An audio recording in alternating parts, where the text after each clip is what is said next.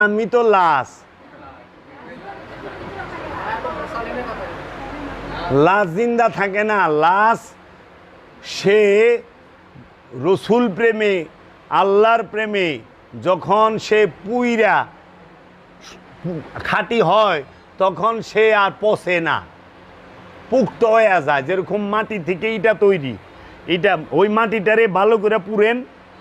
এটা যে প্রথমে এটা তো মাটির চাকাই, কিন্তু ভালো করে পুড়লে মাটির ভিতরে 100 বছর থাকলেও ইটা মাটিতে খাইতে পারে না, ইটা আর মাটি হয় না।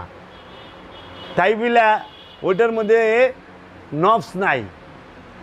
এখন প্রশ্ন তো করবো নফসেরে, তে নফস যে কবরে ঢুকছে সেই কবরে সে মন কিন্ন কির যাইব নাকি? আর নফস কোন কবরে ঢুকে? মাটির গর্তে ঢুকে না দেহ কবরে ঢুকে? নফস থাকে কোথায়? ওই যে বাউল ফকিরা যখন গান গায় বাউলরা, তখন ওনারা প্রশ্ন করে আমি ছিলাম কোথায়, এলাম কোথায়, আবার যাব কোথায়?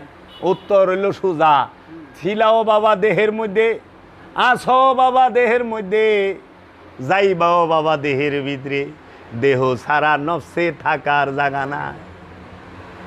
এই দেহটাই হইল নফসের জীবন্ত কবর।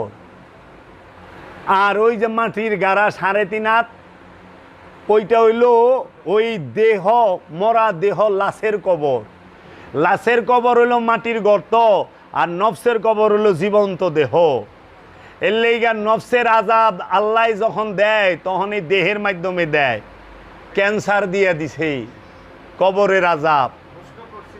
পাইলস দিছে, কবরের আজাব।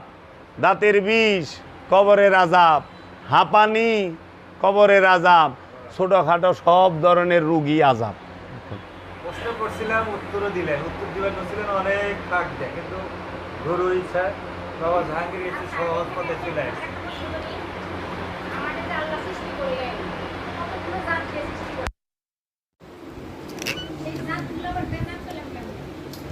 আল্লাহ আপনার জাতটা সৃষ্টি করছে না সিফাত দিয়ে সৃষ্টি করছে?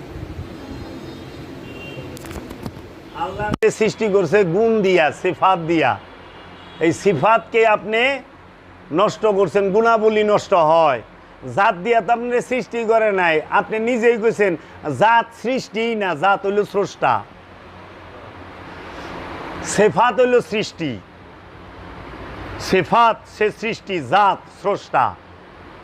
এর জন্য জাত সবসময় সৃষ্টি করে। আল্লাহ স্রষ্টা, রব স্রষ্টা। মুহাম্মদ সাল্লাল্লাহু